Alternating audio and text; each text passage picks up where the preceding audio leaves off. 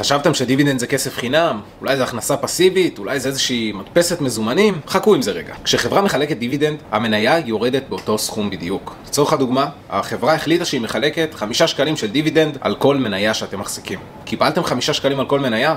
מעולה. רק העניין הוא שזה יורד באופן מיידי מהערך של המניה שהחזקתם. לא הרווחתם.